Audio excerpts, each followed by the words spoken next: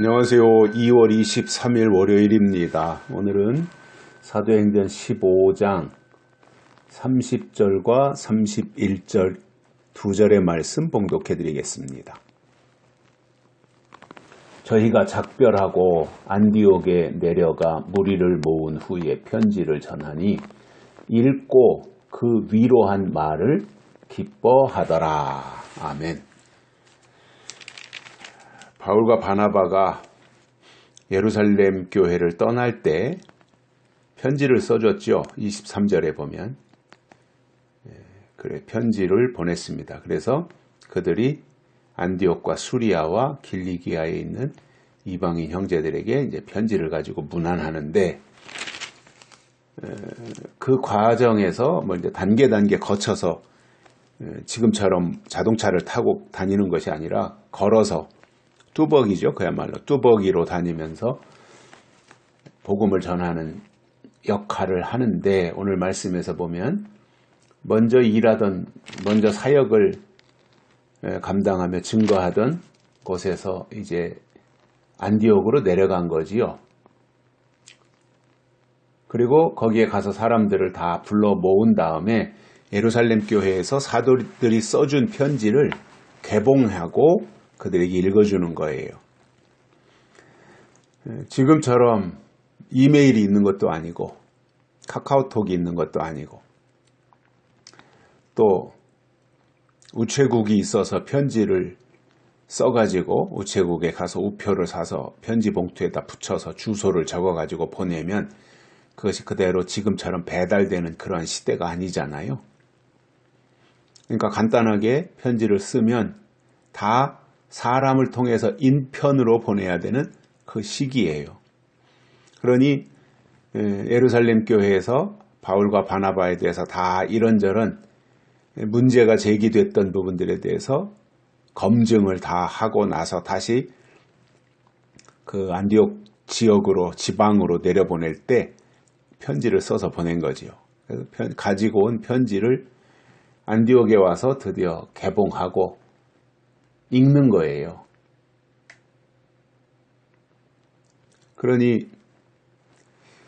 늘 사모하는 마음으로 하나님의 말씀을 듣고 싶은 사모함, 또 하나님의 사람들, 말씀을 증거하는 하나님의 사도들을 만나고 싶은 마음은 늘 간절했을 텐데 여러 가지 여건이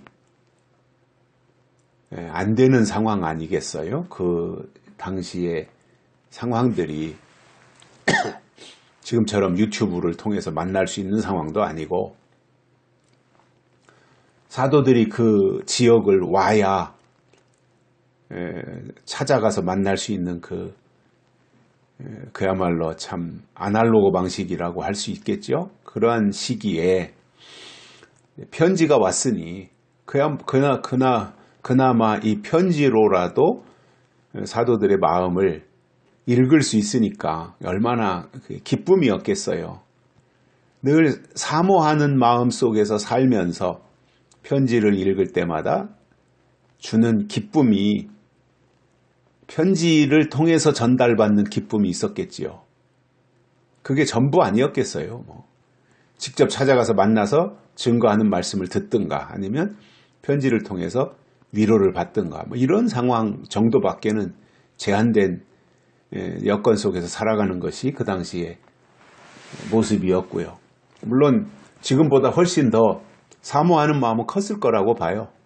지금은 여러 가지 여건이 너무 좋으니까 사모하는 마음은 좀 약해지지만 그 당시에는 여건이 워낙 안 좋으니까 늘 사모하는 마음으로 기다리는 것이 그 당시에 사람들의 복음을 접하는 태도였을 것이고요. 그렇게 늘 사모하다 보니까 작은 한마디에도 큰 은혜가 되는 그러한 현상이었을 것입니다. 늘 내가 편리할 때 아무 때나 접할 수 있고 들을 수 있고 만날 수 있고 그러면 사모함은 덜해지지 않겠어요? 그런데 보고 싶은데 만나고 싶은데 듣고 싶은데 물어보고 싶은데 여건이 전혀 안 되니까 늘 마음속에 사모함은 굉장히 더 컸을 거고요. 그러니까 어떠한 작은 한마디에도 그것이 굉장히 은혜로 와닿는 그 모습이었겠지요.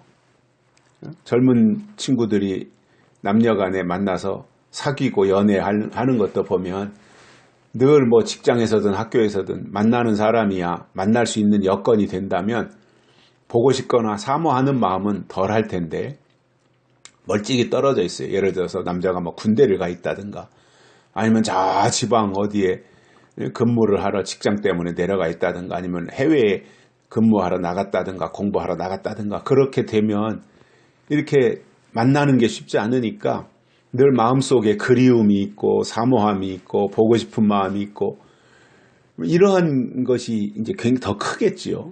똑같은 상황 아니었겠어요. 그 당시에도. 그래서 그들에게 이제 이러한 예루살렘 교회가 바울을 통해서 보낸 편지를 안디옥 교회 사람들을 모아놓고 개봉해서 사도들이 써준 편지를 거기서 읽어주니까 얼마나 은혜가 되고 감동이 됐겠어요. 그 자체로 굉장한 위로가 됐겠지요. 그래서 그 편지를 전하고 모인 자리에서 그 편지를 읽어주었고 그리고 그들을 편지 속에 다 그런 거 아니겠어요?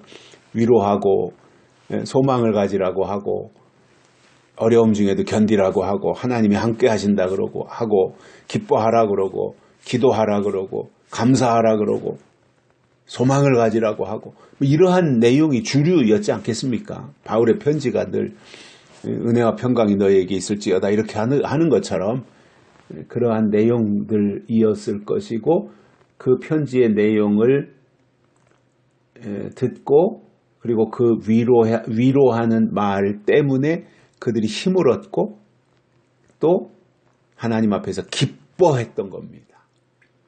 얼마나 힘이 났겠어요. 그 장면을 생각해 보면 힘이 나지 않겠어요. 그리고 그것을 통해서 큰 위로도 됐을 거고요. 소망도 점점 더 커지는 상황이었을 거예요. 아마 상상을 할 때 그럴 것이라고 보여져요.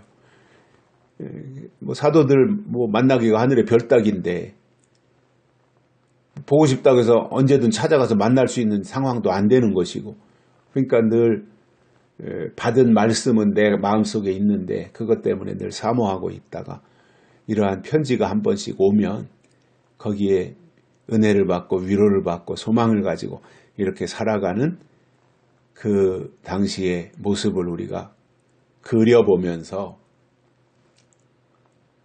지금도 이 땅에서 우리가 할 수 있는 일이 있다면 하나님을 사모하는 것입니다. 하나님이 우리에게 주신 약속의 말씀을 더 많이 사모하는 것입니다. 사모하면 하나님은 그 사모하는 심령을 만족해 하신다 그랬습니다. 오늘 또 사모하며 사는 하루가 되시기를 바랍니다. 여기까지 하겠습니다. 고맙습니다.